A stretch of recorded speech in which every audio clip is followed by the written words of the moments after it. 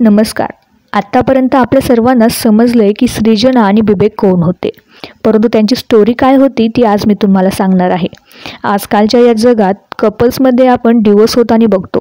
थोडं काही झालं की लोक डिवोर्स घेतात, परंतु सृजना आणि बिबेकने एक सुंदर अशी लव्ह स्टोरी आपल्यासमोर आणून ठेवली आहे. त्यामुळे कुणीही कपल जेव्हा डिवोर्स घेताना विचार करेल तेव्हा या दोघांचा विचार करेल. किती ते प्रेम आणि किती ते सुंदर, म्हणजे आपण शब्दात नाही मांडू शकत असं जे आहे ते सृजनाने बिबेकसाठी केलं आहे. तर या दोघांची लव्ह स्टोरी सुरू होते कॉलेजमध्ये असताना. बिबेक जो आहे तो सृजनापेक्षा सिनियर होता आणि या दोघांची लव्ह स्टोरी सुरू झाली. हे दोघं 6 वर्ष रिलेशनमध्ये होते आणि त्यानंतर दोघांनी घरच्यांच्या साक्षीने लग्न केलं. लग्न झाल्यानंतर दोघांची इच्छा होती की PhD करायची, म्हणून दोघेही US ला शिफ्ट झाले. आता US ला आल्यानंतर दोघांचंही आयुष्य खूप छान चाललेलं होतं. दोघेही खूप आनंदी होते, सुखी होते.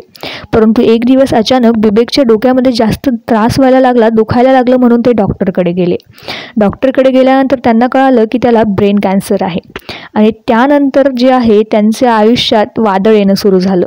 याआधी ते सोशल मीडियावर खूप सारे त्यांचे आनंदी व्हिडिओज, फोटोज शेअर करायचे, दोघांचे डान्स, रीलवर डान्स शेअर करायचे. परंतु ही बातमी त्यांच्या जेव्हा कळाली त्यांना की त्याला कॅन्सर आहे तेव्हा दोघेही खचले. परंतु बिबेकला तो खचून जाऊ नये म्हणून सृजनाने खूप साथ दिली. आता बिबेकचा केस कापायची वेळ आली होती, त्यामुळे त्या दोघांनाही कळालं की आता बिबेक जास्त दिवस राहू शकणार नाहीये. तरी देखील सृजनाने खचून न जाता त्याला साथ दिली. सृजनानेच सोबतच आपले स्वतःचे केस देखील कापले आणि त्याचे व्हिडिओ देखील सोशल मीडियावर खूप व्हायरल झाले. सर्वांनी त्यांच्या प्रेमाला खूप सारं प्रेम दिलं. खूप छान छान कमेंट्स त्यांच्या व्हिडिओवर केल्या. दोघांनाही एकमेकांची साथ द्या. दोघेही सृजना खूप छान साथ देत होती बिबेकची. सृजना स्वतःच्या लेकराप्रमाणे, लहान बाळाप्रमाणे बिबेकची काळजी घेत होती. बिबेक नंतर सगळं काही विसरायला लागला होता, तरी देखील सृजनाने खूप त्याची काळजी घेतली.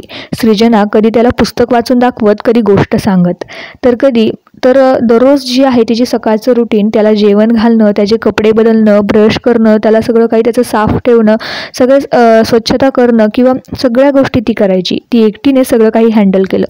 तिने बिबेकची खूप काळजी घेतली आणि त्याला या कॅन्सरपासून वाचवण्याचा खूप प्रयत्न केला. तिने खूप संघर्ष केला बिबेकसोबत. परंतु शेवटी आता 2 ते 3 दिवसाआधी बिबेकचा मृत्यू झाला. सृजना आता खूप खचली गेली आहे, परंतु तिने जी साथ दिली बिबेकला ती सगळ्यांनी पाहण्याजोगी आहे आणि सगळ्यांनी यातून काहीतरी शिकण्याजोगं आहे. आजकालचे कपल थोडं काही झालं तर डिवोर्स घेतात, परंतु सृजनाकडून काहीतरी शिकायला पाहिजे. तिने जी बिबेकला शेवटपर्यंत साथ दिली यातून काहीतरी शिकण्यासारखं मिळालं पाहिजे, काहीतरी शिकलं पाहिजे या गोष्टीतनं. तर सृजना जी आहे ती आता तिचे व्हिडिओज खूप व्हायरल होत आहेत सोशल मीडियावर, परंतु तिने खरंच बिबेकसाठी जे काही केलं ते खरंच खूप कौतुकास्पद आहे आणि सर्वांनी यातनं शिकायला पाहिजे.